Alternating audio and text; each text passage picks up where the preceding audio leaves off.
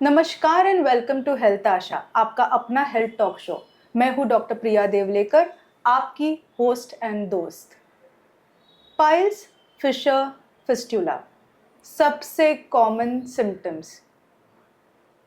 ये इंसिडेंसेस और ये सिम्टम्स इतने कॉमन है कि इसकी जानकारी अगर हम देखने चाहे इंटरनेट पर तो अवेलेबल है। समझते हैं इस टॉपिक को थोड़े डिटेल्स में। आज इस टॉपिक के बारे में बात करने आए हैं हमारे साथ doctor Sameer Devlekar, who is a practicing surgeon having experience of more than 25 years, is empaneled and attached to one of the premier institute in India, and today he is going to brief us, or rather give us more insights about this topic. So sir, welcome to our show. Thank you. So piles, fissure, fistula, वो ऐसे common, we are just closely talking about this topic, and See, on a lighter note, if I really want to talk about piles, fissure and fistula, जब कभी patient मेरे पास OPD में आता है तो बोलते हैं कि सर मुझे पाइल्स हुआ है। नेक्स्ट टाइम सेम पेशेंट आता है, सर मुझे फिशर हुआ है। और तीसरी बार सेम पेशेंट आता है, सर मुझे फिस्टुला हुआ है। So it goes into show that they themselves are confused. They don't know what is piles, fissure and fistula. ये एक किस्म का मुझे एक पिक्चर याद आता है जिसको हम लोग एक अमर अकबर एंथोनी करके जो पिक्चर था, उसको अगर हम लोग लेंगे तो it is basically said in one tone, Amar Akbar Anthony, वैसे ही पाइल्स, फिशर, फिस्टुला। सो दोनों में कॉमन क्या है कि basically both of them arise from the same origin. इनके भी माँ एक थी, इनका भी जो ओरिजिन है पाइल्स, फिशर, फिस्टुला का, उनका ओरिजिन भी एक है। But as a person if you really want to understand, Amar एक अलग आदमी था, अकबर एक अलग आदमी था, और एंथनी एक अलग आदमी था। तो उस किस्म से ही अगर हम लोग इस बीमारी को लेते हैं तो भले ही पाइल्स, फिशर, फिस्टुला एक ही जगह से आते हो, लेकिन उनका जो ओरिजिन है, उनका जो कारण है और उनके जो सिम्टम्स है, ये टोटली अलग होते हैं। Sir, we would like to understand it separately as a separate topic: piles, fissure, and fistula. Right. We start first from piles. What is piles? जैसे पहले आपको बताया कि पाइल्स, फिशर, फिस्टुला, इनका जो ओरिजिन है, ये हमारा जो संडास का निचली वाला हिस्सा है जिसको गुद्द द्वार बोलते हैं, वहाँ से होता है।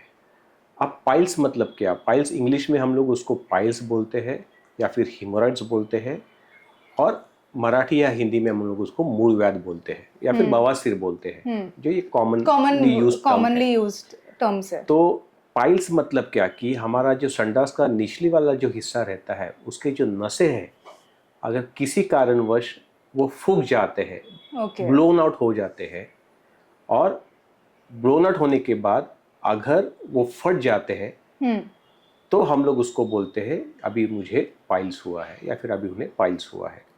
So it is associated with anal region and yes, it is associated with anal region, जो संडास का निचले वाला हिस्सा है, वहाँ से ओरिजिन होता है, ठीक है। और ये यूजुअली नसों की सूजन रहती है। So it is actually veins. So if I really want to show it on a picture, it looks something like this. ठीक है। तो ये हमारा जो संडास का नीचे वाला हिस्सा है, वहाँ पे जो हमारे नसें हैं, अगर वो फूक जाते हैं तो उसको हम लोग बोलते हैं ये पाइल्स या फिर बवासीर।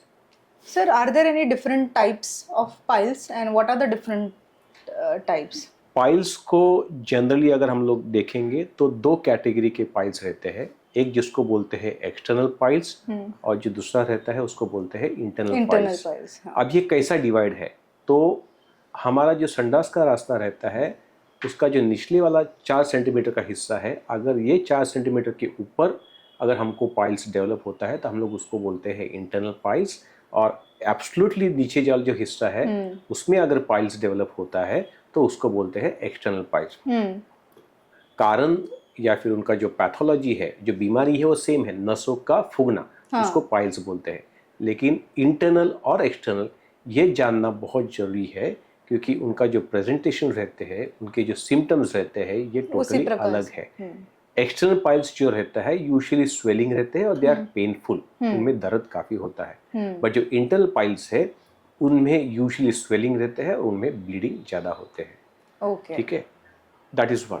सेकेंडली, अगर मुझे डिफरेंट प्रेजेंटेशंस के बारे में बताना है हाँ. पाइल्स का, या फिर द वे दिस पीपल और what are the different stages of piles. There are many stages. If I really categorise, they are usually of 4 stages. जो पहला स्टेज रहता है उसमें सिर्फ स्वेलिंग, ब्लीडिंग होता है. ठीक है, पेशेंट को यूजुअली इतना स्वेलिंग नहीं रहता है, एक किस्म का हल्का सा ब्लीडिंग रहता है. सेकेंड स्टेज आता है कि जो मास है वो थोड़ा सा बढ़ जाता है, लेकिन संडास का नीचे नहीं आता है. संडास का रास्ता जो है वो नीचे नहीं आता है और अपने हाथ को ऐसा कुछ महसूस भी नहीं होता और उसमें ब्लीडिंग रहता है. थर्ड जो है वो नीचे आता है, लेकिन अगर हम लोग उसको अंदर ढकेलने का कोशिश करते हैं तो जो मास रहता है, जो मस्सा रहता है, अंदर चला जाता है. Okay. और स्टेज 4 जो रहता है कि जो मास है वो नीचे आता है और हम लोग कितना भी कोशिश करेंगे तो जाना थोड़ा सा डिफिकल्ट होता है या फिर पेनफुल होता है. That is called as stage 4. So these are the different. So there are two kinds: external External, piles internal. and internal piles, and these are the 4 stages of piles. The 4 grades of Grades piles of piles, what we that call. sir explained, that we have this 4 grades and the presentation of each particular grade is different, and the visiting the surgeon examines, and then thereafter Right. the surgical part or the treatment part is obviously taken care of. If we say that piles, sir, psychologically, a patient comes, I mean, in your 25 years of experience or more than 25 years of experience that you have, you must have seen like ample of patients with, different type of clinical presentations. What is their psychological, what we say, the fear that they have? See, as I said, they are always confused. Any patient who has bleeding PI, they think themselves that they are suffering from piles. मतलब जो कोई patients OPD में आता है उनको लगता है कि अगर ब्लीडिंग है तो पाइल्स ही हो सकता है, उसके अलावा दूसरा कोई बीमारी नहीं, because they themselves are confused, they are not knowing what is piles. तो ये शुरुआत में ये थोड़ा सा क्लियर करना चाहता हूँ कि पाइल्स, फिशर, फिस्टुला क्या है. पाइल्स जैसे मैंने आपको समझाया कि पाइल्स मतलब नसों के जो सूजन रहते हैं, जो स्वेलिंग रहते हैं और उसकी वजह से जो ब्लीडिंग होता है उसको हम लोग बोलते हैं पाइल्स. फिशर मतलब क्या कि फिशर मतलब वही जगह में अगर हमको एक अल्सर आ जाता है या फिर एक कट आ जाता है, ठीक है, जिसकी वजह से ब्लीडिंग होता है या फिर पेन होता है, उसको हम लोग बोलते हैं फिशर. तो फिशर में किसी प्रकार का सूजन नहीं रहता, जो सूजन रहता है वो जिसको हम लोग बोलते हैं सेंटिनल टाइप. तो fissure in really simple terms, if I really want to explain to you, I will explain in that way कि समझो अगर कोई भी नोकीला और पॉइंटेड चीज में अगर आपकी स्किन के ऊपर रगड़ता हूँ तो यहाँ पे जो अल्सर बनता है उसको बोलते हैं फिशर. और आगे वाला जो हिस्से में नॉर्मल चमड़ी जो आके जमा होता है उसको बोलते हैं sentinel piles. So when your doctor is writing it as sentinel piles, actually is an acute fissure. और पाइल्स जो लिखते हैं वो होता है नॉर्मल चमड़ी का हिस्सा. वो सूजन नहीं है बट वो नॉर्मल चमड़ी रहते हैं जिसको हम लोग बोलते हैं sentinel piles. So again I will repeat to make you understand. Piles ये नसों का सूजन रहता है और जो फिशर है वो होता है जख्म. संडास का रास्ते का जो नीचे वाला हिस्सा रहता है, जो चमड़ी रहता है, अगर किसी कारणवश उसमें जख्म हो जाता है तो उसको हम लोग बोलते हैं एक्यूट फिशर. तीसरा एक जो बीमारी कॉमन है उसको बोलते हैं fistula. Fistula again in the same area, लेकिन फिस्टुला में क्या होता है, fistula, how is that name derived? Fistula is basically derived from a French word which means pipe. So it's something like a pipe which is connecting two lumens. तो एक lumen जो रहता है वो अपना गुद्दा द्वार रहता है, संडास का एरिया रहता है. अगर ये पाइप वो संडास का रास्ते को कनेक्ट करके हमारा स्किन के उधर ओपन होता है तो उसको हम लोग बोलते हैं फिस्टुला. सो ये तीनों अलग अलग किस्म का बीमारी है जो एक ही जगह पे पाए जाते हैं. In case, because I think it is anal region, there is a lot of psychological fear for anyone. What is the meaning? Patients coming to you for clinical examination. Each obviously has to be clinically examined, and then only the conclusion is drawn. How about the incidences? Is it more in males, more in females? Like is any there's no particular gender discrimination. Usually males and females commonly suffer. Sometimes you can find it hereditary. मतलब अगर mummy daddy को है तो usually ये connective tissue disorder कभी कभी उसकी वजह से होता है कि जो संडास का नीचे वाला हिस्सा रहता है थोड़ा सा कमजोर रहता है, इसकी वजह से पाइल्स काफी कॉमन है. But per se there is no gender discrimination. अच्छा, per se there is no. and clinically examination is required. So in case if you are having pain, the taboo of and fear both, I think we should just leave apart, and we have to visit our doctor to understand what type of what type of disease are we suffering from. Is it piles, it is fissure, is it fistula, everything. See here, is one thing I would different. like to classically mention is usually piles bleed. मतलब piles में दर्द से ज़्यादा bleeding ज़्यादा होता है. I think that differentiation. And exactly opposite happens in case of fissure. Fissure is usually painful. उसमें जो bleeding होता है काफ़ी कम मात्रा में होता है, काफ़ी कम रहता है. तो अगर आपको थोड़ा सा समझना है बीमारी को, तो ये एटलीस्ट एक बेसिक डिफरेंस आपको मालूम होना चाहिए कि पाइल्स अगर अनकॉम्प्लिकेटेड है तो उसमें ब्लीडिंग ज़्यादा होता है, ठीक है, पेन कम रहता है. फिशर में पेन ज़्यादा होता है, ब्लीडिंग कम रहता है. The very important discrimination if we have to say, और differentiation point rather, is in terms of bleeding and pain. These are the two important aspects for differentiating. We talk about piles, sir. The typical symptoms that you told will be the pain, the bleeding, and anything the swelling usually, part. Depending so upon what grade the patient comes to you with. Yeah. So and it bases the grades, the differentiating of differentiation of pain plus bleeding will be there. Any important investigation herein that you will tell for piles? See, piles per se doesn't require any specific investigations because this is usually a clinical diagnosis. मतलब आप तकलीफ होता है, doctor के पास जाते हो, doctor कुछ examine करता है आपको, एक्सपेशली प्रोक्टोस्कोपी जिसको बोलते हैं, मतलब एक किस्म का छोटा सा ट्यूब रहता है जो आपको संडास का रास्ते से डालते हैं और जिसमें आपको दिख जाता है कि ये पाइल्स है या नहीं है. So most of the times is usually a clinical diagnosis. Doctor will per se not advise for any specific investigation to diagnose piles. शायद हो सकता है कि ये पाइल्स किस चीज़ की वजह से हुआ हो, ये कारण जानने के लिए वो कभी कभार सोनोग्राफी बोलेंगे या फिर सीटी स्कैन बोलेंगे और एट टाइम्स कोलोनोस्कोपी बोलेंगे. अच्छा, you told us about the investigation part. We come now directly to the treatment part. What is the treatment for piles? See depends upon what stage the patient has come to you with. कौन से stage में patient आपके पास आता है. अगर stage 1 हो जिसमें सिर्फ हल्का किस्म का अगर ब्लीडिंग हो तो यूजुअली हम लोग उनको कंजर्वेटिव ट्रीटमेंट देते हैं. मतलब एक हल्का सा थोड़ा सा डाइट में डिसिप्लिन रखना है, डाइट में एडजस्टमेंट करना है और कुछ मेडिसिन है वो हम लोग देते हैं. अगर ब्लीडिंग सिग्निफिकेंट है और उसके साथ अगर कुछ गांठ है तो डेफिनेटली ये पेशेंट को हम लोग सर्जरी एडवाइस करते हैं जिसको हेमरेक्टमी बोलते हैं. Haemorrhoidectomy, yes. Okay. So then surgery advice अगर आप करते हैं सर, तो कैसे रिकवरी होता है इस सर्जरी का? Surgery, see there are lot of other options which are available apart from surgery. मतलब पहले के ज़माने में हम लोग सिर्फ सर्जरी मतलब क्या, हेमेडेक्टमी मतलब क्या कि हम लोग वो जो मस्सा है उसको कट करके निकालते हैं, टाका मारते हैं और बंद कर देते हैं, जिसमें काफ़ी हद तक पेन रहता है, ये जो 4 या 5 दिन तक रहता है, बट इवेंचुअली जैसा दिन जाता है वैसे वो पेन सेटल हो जाता है.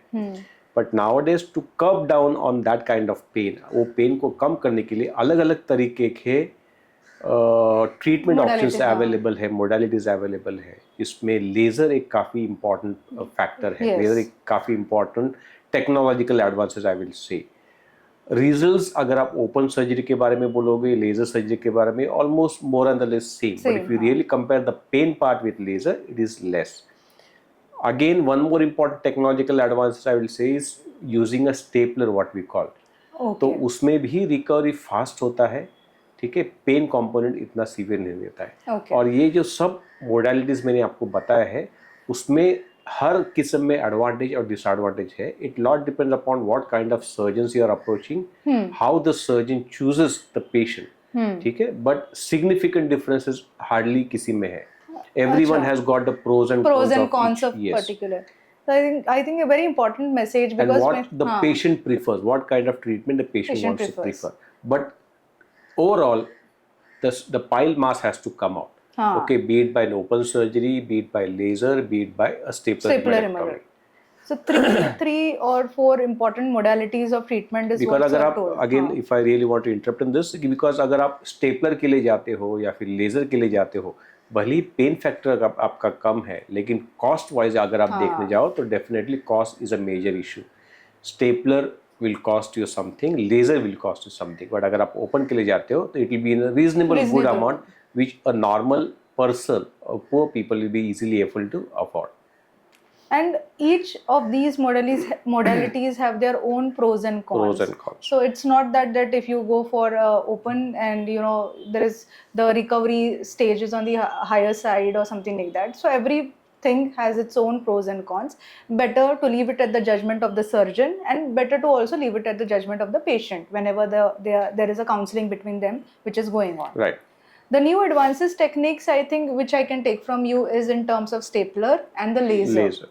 The post-op recovery phase normally lasts for how many days? Like, how many days? See, if you consider open surgery, it usually depends upon the patient to patient. But after 5 or 6 days, once the stool starts passing from that operative side, when the patient becomes used to that kind of passage, तो उनका जो recovery है वो immediately हो जाता है. After 5 or 6 days, patient should be absolutely fine.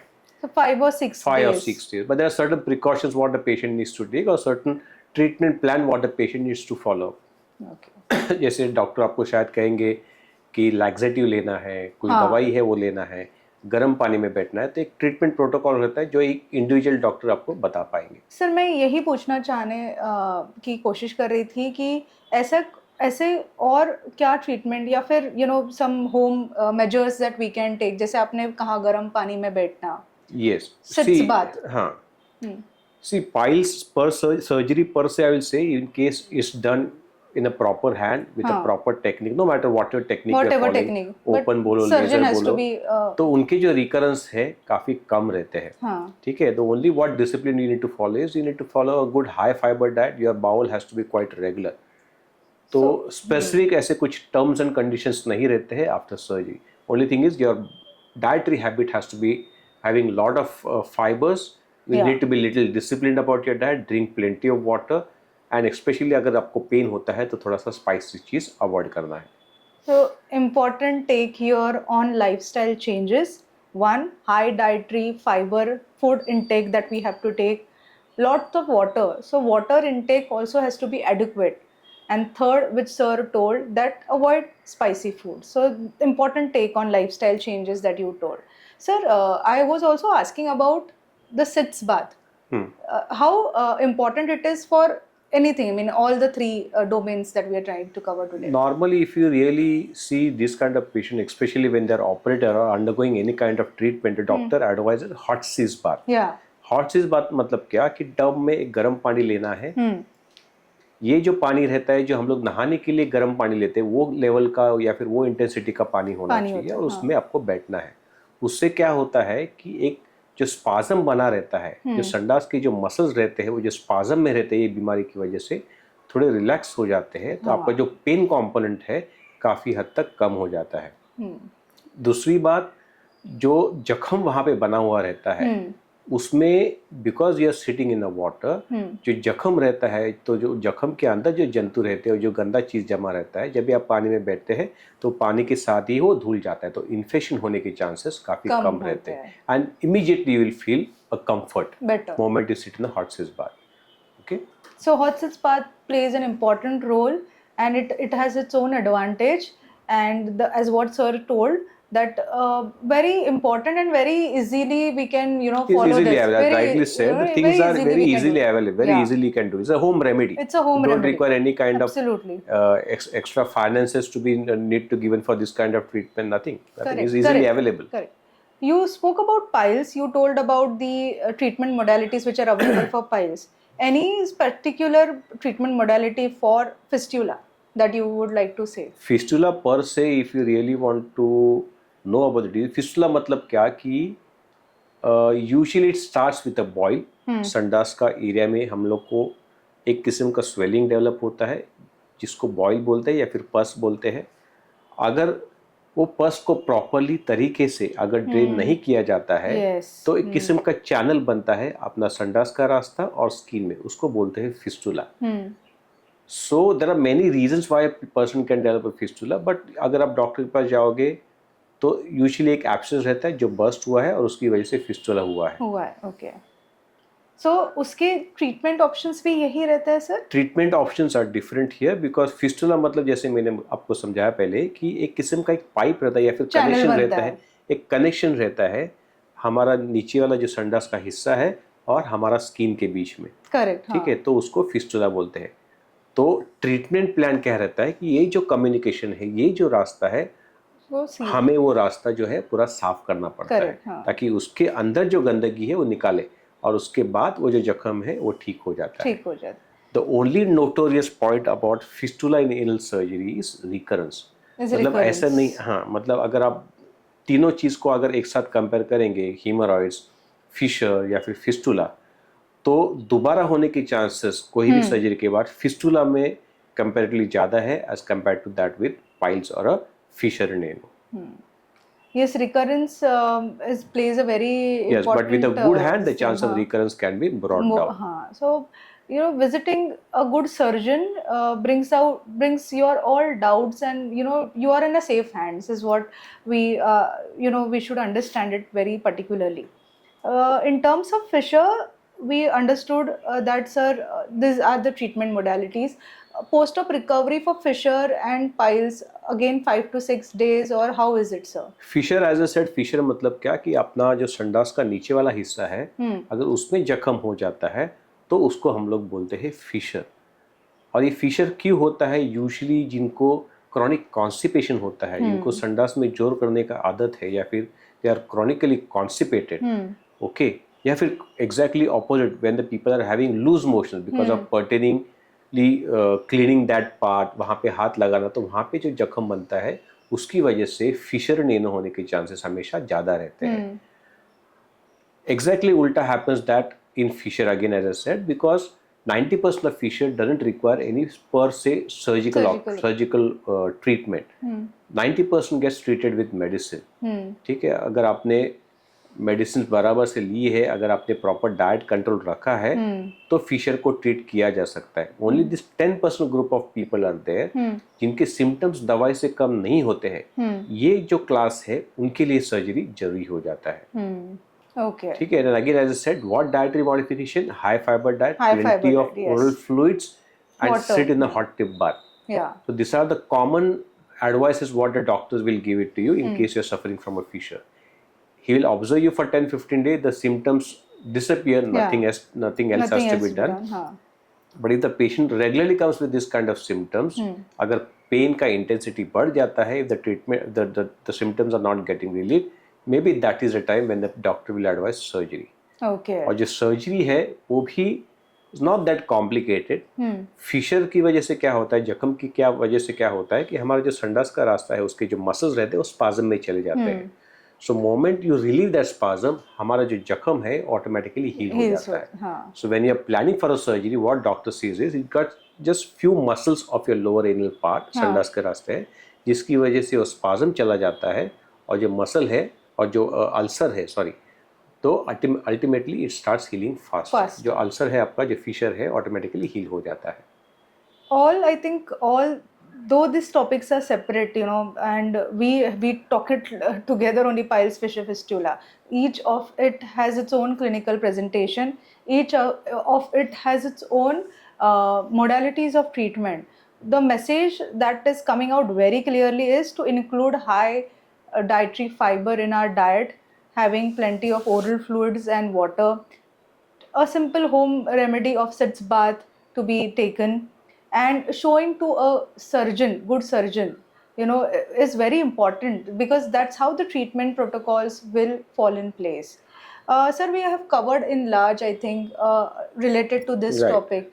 We covered the causes, the cause of each particular domain. We also covered what are the investigations. Any specific investigation for fissure, fistula, or it is just hemorrhoids, as I say, usually is a clinical diagnosis. मतलब आप doctor के पास जाते हो, proctoscopy at the most what he does, और उसमें पता चलता है कि आपको hemorrhoids है। फिस्टुला पर से will require particular investigation, जिसमें डॉक्टर शायद आपको MRI के बारे में बताएंगे। अच्छा। अभी इसमें MRI क्यों करते हैं? बिकॉज फिस्टुला का भी टाइप्स होते हैं, फिस्टुला के भी टाइप्स होते हैं, जिसको लो लेवल फिस्टुला बोलते हैं या फिर हाई लेवल फिस्टुला बोलते हैं। जो डिसाइड करते हैं कि आपको इनिशियली सर्जरी लगने वाला है या नहीं, या फिर कुछ kind of some kind of conservative treatment will be given by the doctor. Because अगर हाई फिस्टुला रहता है तो usually doctor advise a conservative management, और एक किस्म का some kind of Ayurvedic thread they will apply, which is called as the Shar Sutra. So which will bring that high level fistula into low level fistula, and after some days doctor will operate on that fistula. Okay. Why high level fistula needs to be conserved first is because अगर हम लोग इनको operate करते हैं तो हमारा जो संडास कंट्रोल करने वाले जो मसल्स है वो इनकॉम्पिटेंट हो जाते हैं, और जिसकी वजह से इनकॉन्टिनेंस होता है, मतलब हम संडास को कंट्रोल नहीं कर पाते हैं सर्जरी के बाद. तो doctor are always worried that a patient might develop incontinence. तो अगर फिस्टुला डेवलप होता है, doctor will advise MRI to know whether it is an high level fistula और low level fistula. Low level fistula, usually he will try to convert that high level fistula, usually he will try to convert that high level fistula to low level fistula and then operate. Low level fistula, no doubt directly he will just go in for a surgery. Okay, the complications, as I said, with fistula are incontinence to a certain extent, depending upon whether it's a high fistula or low fistula, and the recurrence. Fissure also the same? Fissure, once treated, the results are very magical. That means the next day the patient will go home absolutely comfortable, no pain. But again, as I said, because fissure is what we call, depends upon the diet what we follow, depending upon the stool habits we follow. In case after surgery also we continue to have less fiber diet, continues to be constipated, then the things are again going to recurrence. So then the recurrence is on the higher side. Recurrence is on the higher side unless you take a proper dietary advice. Measures that we take a proper dietary measures. Okay. Treatment protocol we covered, sir. We also understood from you the investigations part. What here, I think, an important message that would like to just tell our audience is that the lifestyle changes that we are adapting currently, we have to slowly bring back to our normal good old days types of dietary habits, having proper meal which will cover the dal, roti, sabzi, and the chapati, so which will have a proper fiber, and intake of water again plays a very important role.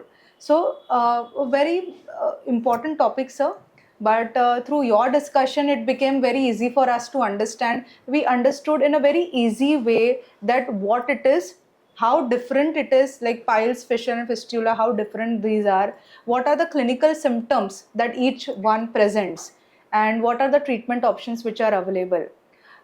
We have to visit a doctor like him to understand, and if suppose we are suffering from any of such complaints that we have to understand and undergo any treatment, we have to visit to a doctor like him.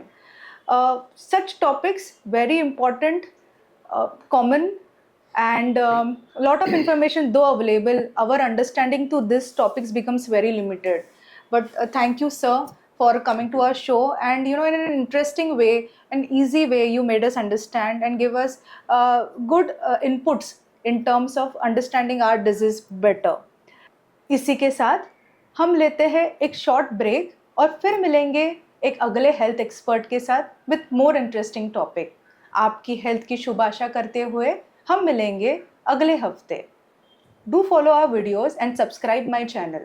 Thank you for following our videos and hearing more of such information. Do follow Dr. Priya Devlekar's Health Asha, and also to subscribe my channel. If you require any specific health topic to be covered in my talk show, do let me know. Thank you.